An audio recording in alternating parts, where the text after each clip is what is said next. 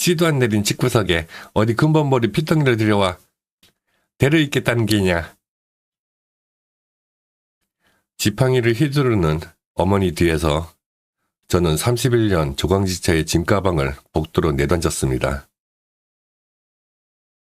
너가 8층 건물 세울 때까진 필요했지만 이제 자식도 못 낳는 당신은 내 집에서 짐일 뿐이야. 갓난아기를 품에 안고 쫓겨난 아내가 1년 만에 나타난 곳은 뜻밖에도 제 아파트 앞 낡은 붕어빵 수레였습니다. 그녀가 업고 있는 아이의 정체와 20년 전 죽었다던 제 동생의 이름이 적힌 피 묻은 서류의 비밀. 오만했던 건물주였던 제가 붕어빵 수레를 끌며 참회의 눈물을 흘려야만 했던 기막힌 사연 시작합니다. 저는 64살 강남 대로변의 8층짜리 빌딩을 소유한 건물주입니다. 오늘 제 이야기를 꺼내려니 목이 메어오네요. 처음부터 이야기하자면 좀 길 텐데 끝까지 들어주시면 참 감사하겠습니다. 매달 25일이면 제 통장에는 어김없이 임대료가 들어옵니다. 빌딩 1층부터 8층까지 32개의 사무실과 상가에서 나오는 돈이죠. 숫자만 따지면 한 달에 2,800만 원입니다. 남들은 부럽다고들 하지요. 성공한 인생이라고도 합니다. 그런데 말입니다. 요즘 그 숫자들이 제게 아무런 온기도 주지 못합니다. 아내 은주가 집을 나간 지 벌써 1년 1개월째입니다. 강남구 도곡동 80평짜리 아파트. 제 이름으로 등기된 이 집이 요즘은 거대한 콘크리트 무덤 같다는 생각이 듭니다.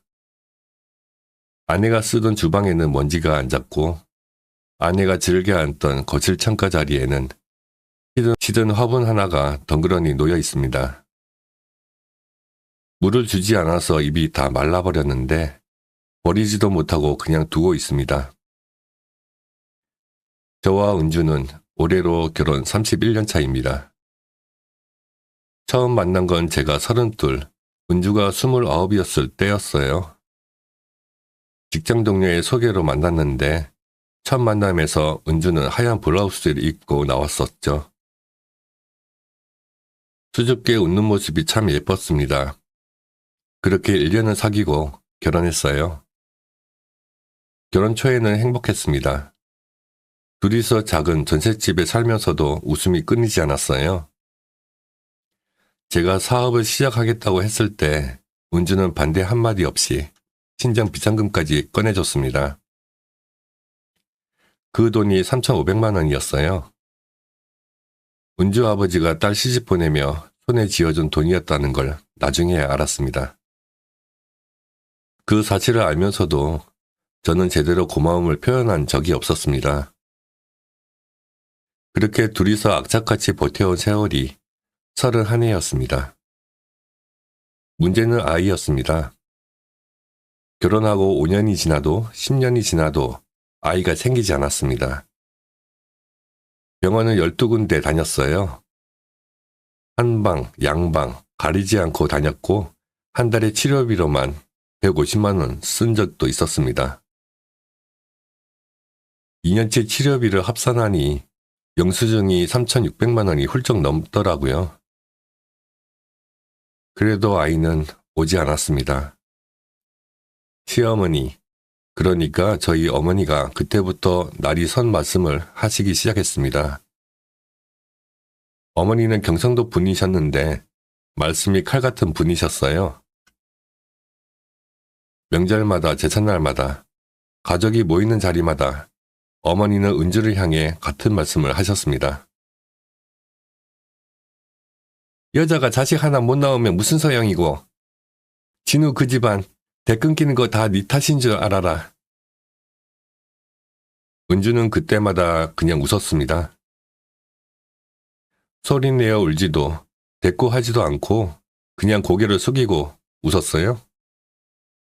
지금 생각하면 그 웃음이 얼마나 처절한 것이었는지 알 것 같습니다. 당시에 저는 몰랐습니다. 아니, 알면서도 모른 척 했겠지요. 저도 속으로는 답답했으니까요. 부끄러운 고백이지만 저 역시 가끔은 은주를 원망했습니다. 내 친구들은 다들 자식이 둘씩, 셋씩인데 저는 아직도 부부 둘이라는 게 남보기에 민망했습니다. 그 민망함을 은주한테 화풀이한 적도 있었죠. 사람이 얼마나 못난 짓을 하는지 살고서야 알게 됩니다. 그러다 제 사업이 자리를 잡기 시작했습니다. 45에 첫 상가 건물을 샀고 시내에 두 번째 빌딩을 매입했습니다. 그리고 예순에 지금의 8층 건물을 인수하면서 저는 세상이 말하는 건물주가 됐습니다. 은주는 그 과정에서 저를 뒤에서 밀어줬어요. 임대 계약서를 함께 검토했고 수금이 밀리면 직접 세입자한테 전화를 돌리기도 했습니다. 내조라는 말이 참 구식처럼 들리지만 은주가 없었다면 지금의 저는 없었을 겁니다. 그런데 사람이 가진 게 많아지면 이상해지나 봅니다. 빌딩이 생기고 나서 저는 점점 어머니 쪽으로 기울었습니다. 어머니는 아들이 성공할수록 며느리에게 더 가혹해지셨어요. 집안일이 어쩌고, 제사 음식이 어쩌고, 친척들 대소사를 어쩌고. 그런데 저는 그런 어머니를 말리는 대신 그냥 외면했습니다. 사업 핑계를 바쁜 핑계를 대면서요. 은주는 31년 동안 단 한 번도 어머니께 대들지 않았습니다. 명절에 새벽 4시에 일어나 전을 부쳤고 제삿날에는 허리가 아프다는 내색도 없이 온종일 부엌에 서 있었어요. 결혼 초에 고왔던 그 손이 어느새 마디마디 굵어졌는데도 저는 한 번도 그 손을 제대로 잡아준 적이 없었습니다. 그리고 작년 3월이 왔습니다. 은주가 갓난아기를 안고 집에 들어온 날이었습니다. 아기는 태어난 지 채 한 달도 안 된 것 같았어요. 작고 붉은 얼굴에 눈도 제대로 못 뜨는 피덩이였습니다. 은주는 그 아기를 가슴에 꼭 안은 채 현관에 서서 제 눈을 바라봤습니다. 설명을 들을 새도 없었습니다. 마침 그 자리에 계시던 어머니가 지팡이를 들고 일어서셨거든요. 여태 애도 하나 못 들어선 주제에 어디서 근본도 모르는 피덩이를 들여와? 그 말이 방 안에 쩌렁쩌렁 울렸습니다. 저는 어머니 뒤에 가만히 서 있었습니다. 은주의 눈을 바라봤습니다. 은주는 아무 말도 하지 않았어요. 다만 아기를 더 꽉 안았습니다. 그때 저는 결정적인 실수를 했습니다. 배신감에 눈이 뒤집혔다고밖에 설명할 수 없습니다. 저는 현관 쪽으로 걸어가서 은주의 짐가방을 집어들었습니다. 그리고 현관문을 열고 밖으로 내던졌어요. 너가! 단 2글자였습니다. 은주는 울지도 않았습니다. 아기를 안은 채 천천히 몸을 돌렸습니다. 현관을 나서면서 딱 한 번 뒤를 돌아봤는데 그 눈빛이 지금도 제 가슴에 박혀 있습니다. 원망도 아니고 서러움도 아닌 그냥 체념한 눈이었습니다. 31년을 함께 산 사람의 마지막 눈빛이 고작 그거였습니다. 문이 닫히는 소리가 들렸습니다. 쾅! 그게 1년 1개월 전의 일입니다. 문이 닫힌 그날 밤 저는 술을 마셨습니다. 혼자서 위스키 한 병을 다 비웠어요. 아내가 늘 정갈하게 닦아주던 거실 유리잔에 따라 마셨습니다. 잔을 들 때마다 은주 손이 생각났습니다. 그래도 전화는 하지 않았습니다. 제 안에서 2가지 마음이 싸웠거든요. 전화해야 한다는 마음과 배신당한 남자가 먼저 연락하면 안 된다는 마음이요. 그 싸움에서 이긴 건 못난 자존심이었습니다. 사흘이 지났습니다. 일주일이 지났습니다. 한 달이 지났습니다. 그렇게 1년이 갔습니다. 처음 2달은 어머니가 잘 됐다는 시기였어요. 잘 보냈다. 자식도 못 낳는 여자 붙잡고 있을 이유가 없었냐? 저도 처음엔 그 말에 고개를 끄덕였습니다. 하지만 3달이 지나면서 슬슬 이상한 일들이 생기기 시작했어요. 은주가 하던 일들이 눈에 들어오기 시작한 겁니다. 아침마다 제 셔츠를 다려두던 사람이 없었습니다.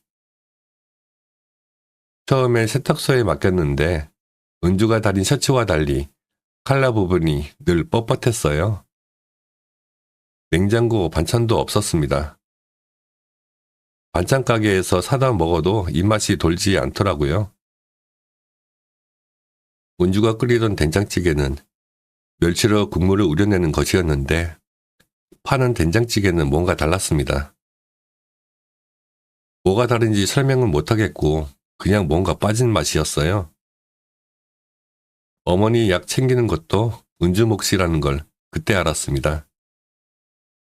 어머니는 혈압약, 당뇨약, 관절약을 드셨는데 약 이름도 영양도 저는 몰랐어요. 은주가 알아서 약국에서 받아다 요일별로 케이스에 정리해뒀던 겁니다. 제가 그걸 대신하려니 첫 주부터 약국 이름을 몰라 헤맸습니다. 병원 전화번호를 은주 휴대폰에서만 찾을 수 있다는 것도 그때 알았습니다. 그렇게 은주의 빈자리가 집 곳곳에 터져나왔습니다. 어머니는 6월이 되자 목이 아프다고 하셨습니다. 7월엔 무릎이 더 나빠지셨어요. 8월엔 소화가 안 된다고 하시더니 입맛이 없다고 하셨습니다. 은주가 있을 때는 어머니 식사를 어머니 입맛에 맞게 따로 준비했었거든요. 기름진 건 빼고 짠 것도 줄이고 부드러운 것 위주로요. 저는 그런 것까지 챙길 줄 몰랐습니다. 여름이 지나고 가을이 왔습니다. 저는 가끔 은주 번호를 눌렀습니다. 그런데 매번 전화기를 닫았습니다. 무슨 말을 해야 할지 몰랐습니다. 미안하다고 해야 하나, 그 아기가 대체 누구냐고 따져야 하나. 물음표만 가득한 채로 계절이 바뀌었습니다.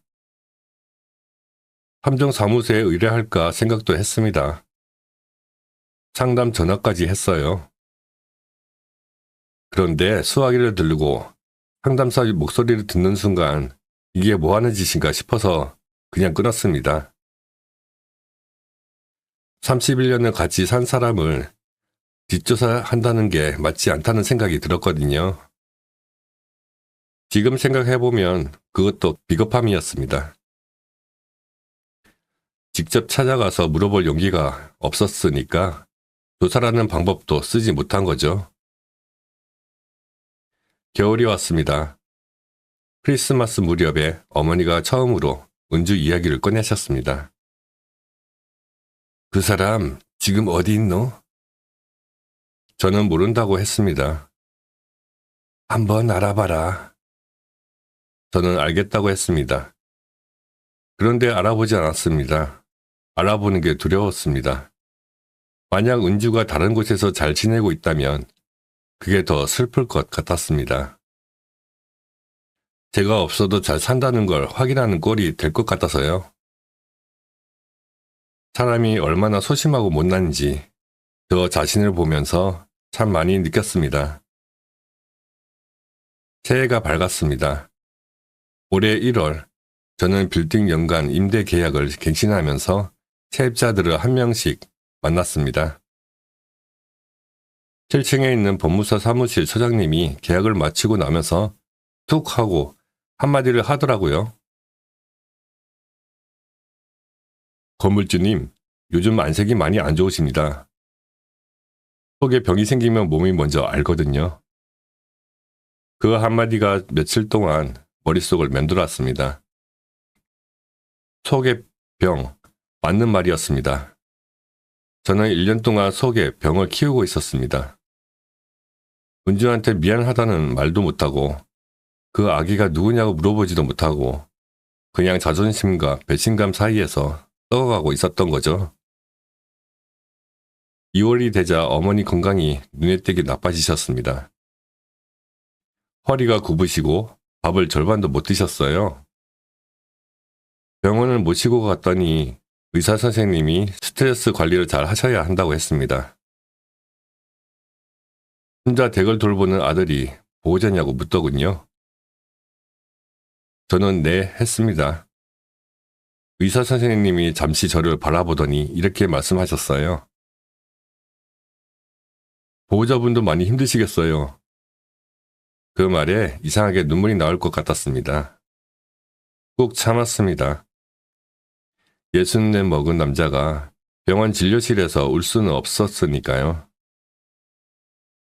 하지만 주차장에 나와서 차에 탄 뒤에 핸들 위에 이마를 갖다 댔습니다. 한참 그렇게 있었어요. 그렇게 3월이 오고 4월이 왔습니다. 꽃샘추위가 매섭게 몰아치는 4월이었습니다. 그날은 4월 셋째 주 목요일이었습니다. 오후 6시 반쯤 됐을 겁니다. 빌딩 관리 회의를 마치고 차를 몰아 집으로 향하는 길이었어요. 퇴근길 강남도로는 늘 막히는데 그날따라 더 막혔습니다. 신호를 3번 흘려보내고 나서야 겨우 아파트 단지 입구 쪽으로 꺾을 수 있었습니다. 단지 입구 상가 모퉁이에 뭔가 보였습니다. 낡은 수레였어요. 연탄 화덕 위에 무쇠틀을 올려놓은 예전에 동네마다 하나씩 있던 붕어빵 수레였습니다. 뿌연 연기가 피어오르고 있었고 수레 위에 하얀 LED 전구 몇 개가 달려 있었습니다. 추운 날씨 탓인지 주변에 사람이 두어 명 모여 있었습니다. 저는 그냥 지나치려 했습니다. 그런데 수레 뒤에 서 있던 사람이 눈에 걸렸습니다. 낡은 남성용 회색 패딩을 입은 여자였어요. 허리를 구부정하게 숙인 채 붕어빵 틀을 다루고 있었는데 등 뒤에 두툼한 담요로 뭔가를 덮고 있었습니다. 담요 사이로 작은 머리통이 삐죽 나와 있었어요. 아기였습니다. 저는 차를 세웠습니다. 왜 세웠는지 모릅니다. 그냥 발이 브레이크를 밟았습니다. 차에서 내려 천천히 수레 쪽으로 걸어갔습니다. 찬 바람이 뺨을 때렸습니다.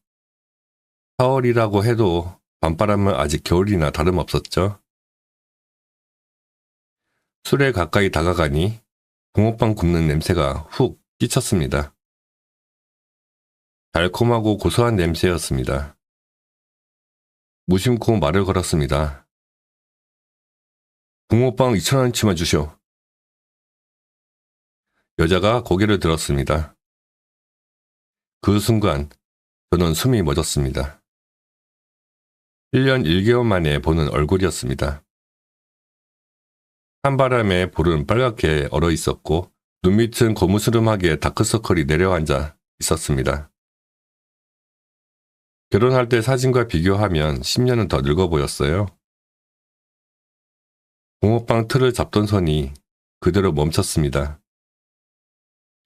손가락 끝마다 피딱지가 앉아 있었고 검지손톱 하나는 반쯤 깨져 있었습니다. 내 안에 은주였습니다. 은주도 저를 알아봤습니다. 눈이 마주치는 순간 얼굴이 하얗게 질렸습니다.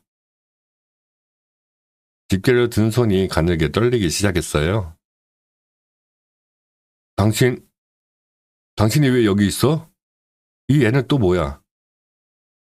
제 목소리가 생각보다 크게 나왔습니다. 주변에 있던 손님 2명이 깜짝 놀라 우리를 쳐다봤어요. 은주는 아무 말도 못하고 뒷걸음질을 쳤습니다. 등에 업힌 아기가 그 진동에 놀랐는지 작은 소리로 칭얼거렸습니다. 저는 손목을 잡았습니다. 놔요. 제발 놔줘요. 은주가 낮은 목소리로 말했습니다. 도망치려는 게 느껴졌어요. 저는 손목을 더 꽉 잡았습니다. 아기를 업은 채로 뛰다가 넘어지기라도 하면 어쩌려고 그 생각밖에 안 들었습니다. 주변 시선이 느껴졌습니다. 상가 유리창 너머로 사람들이 우리를 보고 있었어요. 누군가는 휴대폰을 들었습니다. 저는 그냥 은주를 차 쪽으로 이끌었습니다. 수레 두고 가면 안 돼요. 그거 돈 주고 빌린 거예요. 은주가 수레를 돌아보며 말했습니다. 저는 잠시 멈칫했습니다. 수레 옆에 낡은 자물쇠가 달린 체인이 있었어요. 은주가 떨리는 손으로 수레바퀴에 체인을 감고 자물쇠를 채웠습니다. 손이 너무 떨려 3번이나 실패하고 나서야 잠갔습니다. 차에 태우는데 은주의 앞치마 주머니에서 낡은 봉투 하나가 툭 떨어졌습니다. 바닥에 떨어진 봉투를 보자 은주가 비명에 가까운 소리를 질렀습니다. 그거 줘요. 그거 제발 줘요.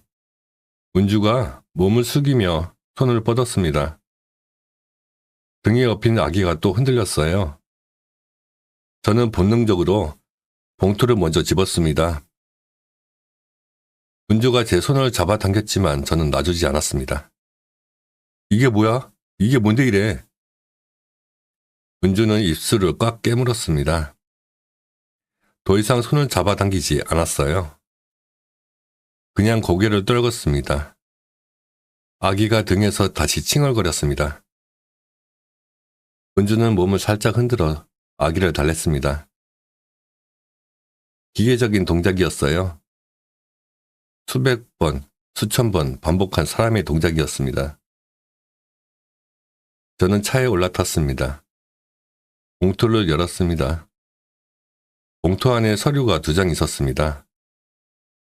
하나는 A4 용지를 반으로 접은 것이었고 하나는 의료기관 양식의 공식 서류였어요. 차 안 불빛 아래 첫 번째 서류를 펼쳤습니다. 사망 진단서였습니다. 서명란에 적힌 이름을 보는 순간 제 심장이 멈추는 것 같았습니다. 서태우, 제 막내 동생 이름이었습니다. 20년 전 교통사고로 죽었다고 했던 동생, 사고 현장에 아무것도 남지 않아서 시신도 찾지 못했던 동생, 어머니가 그 충격으로 한 달을 자리에 누워 계셨던 그 동생의 이름이 사망 진단서에 적혀 있었습니다. 사망 원인은 교통사고가 아니었습니다. 폐암 말기, 사망일은 작년 2월 17일이었습니다. 2번째 서류를 펼쳤습니다. 유전자 검사 결과지였어요. 위쪽에는 서태우의 이름이, 아래쪽에는 아기 이름이 적혀 있었습니다. 일치율을 나타내는 숫자가 눈에 들어왔습니다. 99.9%. 차 안이 빙빙 도는 것 같았습니다. 저는 한동안 서류를 손에 든 채 아무것도 할 수 없었습니다. 눈이 글씨를 읽고 있는데 머리가 받아들이질 않았어요. 서태우, 폐암 말기, 99.9%. 3가지 단어가 머릿속에서 계속 맴돌았습니다. 옆자리에 앉은 은주는 아무 말도 하지 않았습니다.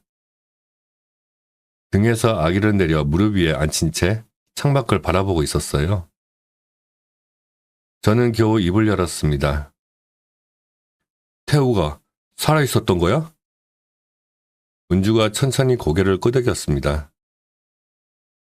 20년 동안 어디 있었어? 왜 아무 말도 없었냐고. 사정이 있었어요.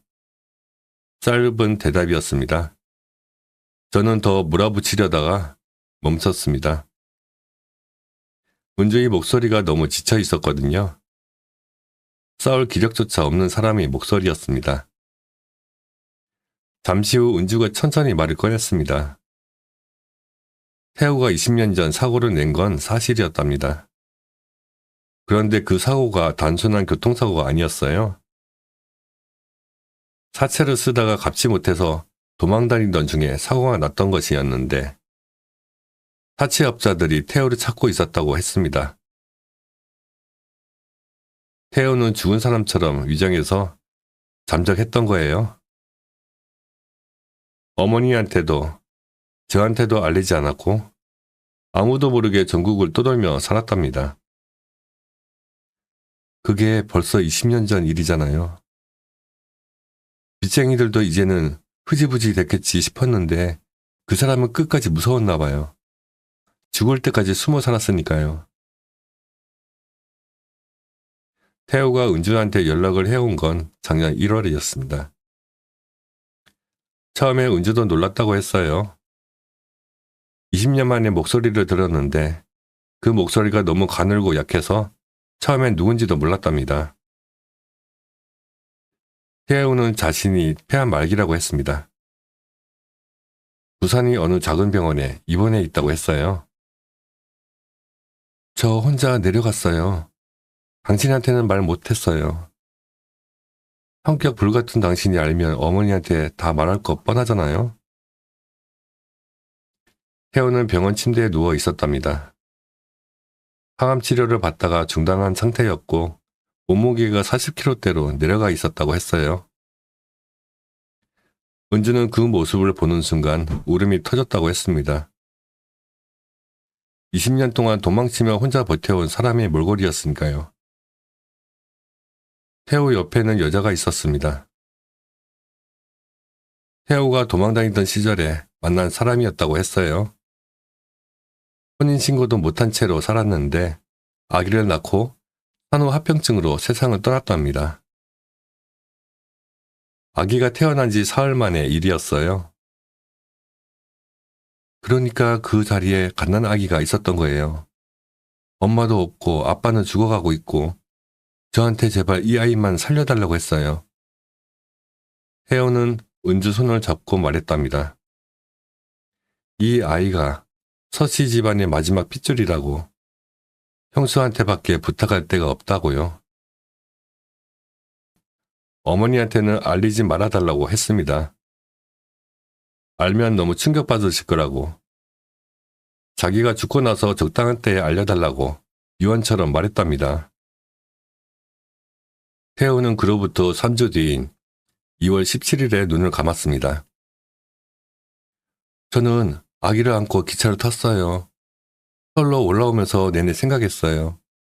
어떻게 말해야 당신이 이해할까? 그런데 집에 들어서는 순간 어머니가 먼저 보셨던 겁니다. 설명할 틈이 없었어요. 어머니 고함 소리에 저도 이성을 잃었고 결국 은주는 아기를 안은 채 쫓겨난 것이었습니다. 당신이 짐가방을 집어던지는 걸 보면서 생각했어요. 아, 이 사람은 내 말을 들을 상태가 아니구나. 그냥 나가야겠다고. 저는 입술을 꽉 깨물었습니다. 그래서 1년 동안 어디 있었어? 이 추운 데서 붕어빵을 팔면서. 은주가 잠시 말을 멈췄습니다. 무릎 위에 아기가 은주 손가락을 꼭 쥐었어요. 아기는 동그란 눈으로 저를 바라보고 있었습니다. 태우 눈을 닮았다는 생각이 스쳤습니다. 눈매가 똑같았어요. 처음엔 고시원에 있었어요. 보증금 30만 원짜리 방이요. 아기랑 둘이서요.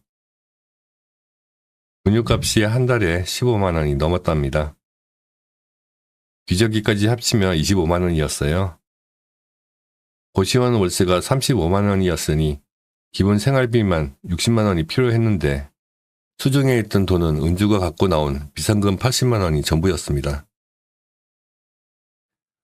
2달이 지나자 바닥이 났습니다. 일자리를 알아봤는데 아기를 맡길 곳이 없었어요. 아는 사람도 없고 친정은 이미 부모님이 돌아가신 지 오래였습니다. 결국 아기를 등에 업고 할 수 있는 일을 찾다가 붕어빵 수레를 발견했답니다. 수레 대여비가 하루 8,000원이었어요. 재료비 빼고 하루 순수입이 잘 되면 4만 원이었습니다. 그걸로 분유 사고 기저귀 사고 방세 내면 딱 맞더라고요. 조금 남는 날은 아기 내복도 샀어요. 저는 그 말을 들으면서 손이 떨렸습니다. 한 달 임대료만 2,800원이 들어오는 건물주의 아내가 하루 4만 원으로 아기 분유값을 버느라 한겨울에 붕어빵을 팔았다는 겁니다. 찬바람에 손이 얼어서 피딱지가 않도록 왜 연락을 안 했어? 나한테 전화 한 통만 했어도. 당신이 받았을 것 같아요? 저는 대답을 못했습니다. 받았을 겁니다. 분명히 받았겠지요. 그런데 어떻게 받았을지는 장담 못하겠습니다. 그게 솔직한 대답이었습니다. 한참 동안 아무 말을 하지 않았습니다. 차 안에 3사람이 있었습니다. 저와 은주, 그리고 아기. 히터를 켜지 않았는데도 차 안이 이상하게 따뜻했습니다. 아기 체온 때문이었는지 아니면 제가 너무 긴장해서 그랬는지 모르겠습니다. 아기는 은주 무릎 위에서 손가락을 빨며 졸고 있었어요. 저는 서류를 다시 손에 들었습니다. 사망 진단서를 한 번 더 읽었습니다. 서태우, 1971년생, 향년 53세, 폐암 말기. 사망일 2024년 2월 17일. 빼곡하게 적힌 글씨들이 눈앞에서 흔들렸습니다. 태우가 1971년생이니 저보다 11살 어렸습니다.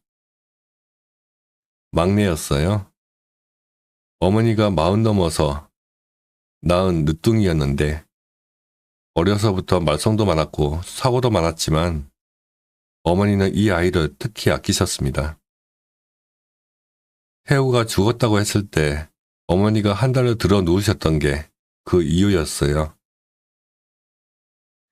그 어머니가 사실은 태우가 살아있었다는 걸, 그리고 이제 진짜 죽었다는 걸 알게 되면 어떻게 되실까?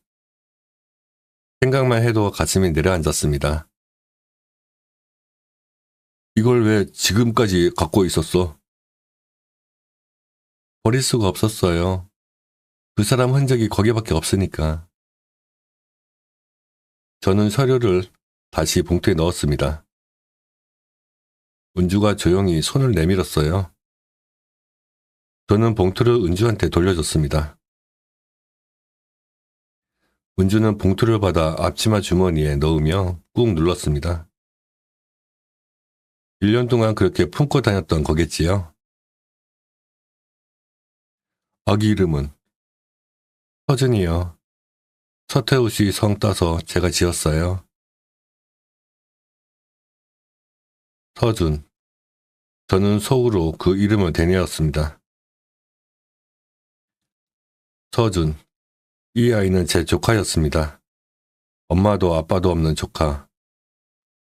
그 사실이 뒤늦게 실감나며 가슴 어딘가를 쿵 하고 쳤습니다.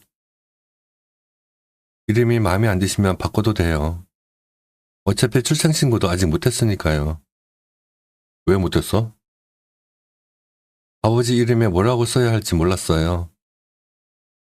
서태우 씨가 주민등록이 말소된 상태라서요. 저는 눈을 감았습니다. 20년 동안 죽은 사람으로 처리된 주민등록. 그 상태에서 낳은 아이의 출생신고. 얼마나 복잡한 문제들이 쌓여 있는지 가늠조차 되지 않았습니다. 은주는 혼자서 그 모든 걸 감당하면서 붕어빵을 팔았던 겁니다. 저는 핸들을 잡았습니다. 그리고 주먹으로 내리쳤습니다. 1번, 2번, 3번. 은주가 깜짝 놀라 아기를 꽉 안았습니다. 아기가 놀라서 울음을 터뜨렸어요. 저는 핸들 위에 이마를 갖다 댔습니다. 숨이 제대로 쉬어지지 않았습니다. 가슴속에서 뭔가가 터지는 것 같았어요. 짐승 같은 소리가 났습니다. 제 목에서 나는 소리였습니다. 64살 먹은 남자가 강남빌딩 건물주가 차 안에서 엉엉 울었습니다. 부끄러운 줄도 몰랐습니다. 31년을 함께 산 아내가 가난하기를 등에 업고 한겨울에 붕어빵을 팔았는데 저는 1년 동안 연락 한 통 없이 살았습니다. 그 생각이 드는 순간 눈물이 멈추지 않았습니다. 은주는 아기를 달래면서 아무 말도 하지 않았습니다. 한참 뒤에야 은주가 조용히 말했습니다. 울지 마요. 서준이가 봐요. 그 말에 저는 더 울었습니다. 31년 동안 저한테 상처를 받으면서도 저를 달래주던 사람이 은주였습니다. 쫓겨나서 1년을 길바닥에서 살면서도 다시 만난 자리에서 먼저 달래주는 사람이 이 사람이었습니다. 저는 그런 사람을 짐가방이랑 같이 내던진 겁니다. 울음이 가라앉고 나서 저는 차에 시동을 걸었습니다. 집에 가자. 저는 괜찮아요. 술에 두고 왔는데 내일 아침에 반납해야 해서요. 술에는 내가 갖다 놓을게. 일단 집에 가. 은주가 대답하지 않았습니다. 저는 그냥 차를 출발시켰습니다. 한 블럭쯤 달리다가 신호에 걸렸을 때 은주가 작게 말했습니다. 어머니 계시잖아요. 어머니한테 내가 말씀드릴게. 뭐라고요? 사실대로. 은주가 창밖을 바라봤습니다. 가로등 불빛이 은주 얼굴 위로 스쳐 지나갔습니다. 찬바람에 얼었던 볼이 히터바람에 조금씩 녹아가고 있었어요. 저는 그 옆 얼굴을 신호대기 하는 내내 바라봤습니다. 31년 전 흰 브라우스를 입고 수줍게 웃던 얼굴이 겹쳐 보였습니다. 아파트 주차장에 차를 세웠습니다. 엘리베이터를 탔습니다. 은주가 서준이를 안고 섰고 저는 그 옆에 섰습니다. 60평 아파트가 있는 12층으로 올라가는 동안 우리는 아무 말도 하지 않았습니다. 엘리베이터 문이 열리고 현관 앞에 섰습니다. 안에서 발소리가 들렸습니다. 어머니가 기다리고 계셨습니다. 현관문이 열리는 순간 어머니는 소금 그릇을 들고 나오셨습니다. 은주를 보자마자 얼굴이 굳으셨어요. 소금을 뿌리려는 손이 올라가는 순간 저는 어머니 앞으로 한 발 나섰습니다. 어머니 잠깐만요. 저는 품에서 봉투를 꺼냈습니다. 어머니는 소금 그릇을 든 채 굳어 계셨습니다. 저는 봉투에서 서류 2장을 꺼내 어머니 앞에 내밀었습니다. 어머니는 처음에 받지 않으셨어요. 눈으로만 서류를 내려다보셨습니다. 그러다 천천히 손을 뻗으셨습니다. 소금 그릇이 흔들렸습니다. 사망 진단서를 보시는 순간 어머니 얼굴이 달라졌습니다. 서태우라는 이름 석자를 읽으시는데 한참 걸리셨어요. 눈이 나빠서 글씨를 가까이 가져다 대셨습니다. 그러다 폐암 말기라는 글자에서 어머니 손이 멈췄습니다. 이게 뭐고? 목소리가 떨렸습니다. 태우입니다, 어머니. 20년 동안 숨어 살다가 작년 2월에 갔습니다. 어머니가 유전자 검사지로 눈을 옮기셨어요. 아기 이름과 태우 이름이 나란히 적힌 그 서류를요. 99.9%라는 숫자를 보시더니 천천히 고개를 드셨습니다. 은주가 안고 있는 서준이를 바라보셨어요. 이 아이가 태우 자식입니다. 은주가 이 아이 살리려고 1년 동안 붕어빵 팔면서 버텼다고요. 어머니의 소금 그릇이 바닥에 떨어졌습니다. 소금이 현관바닥에 흩어졌습니다.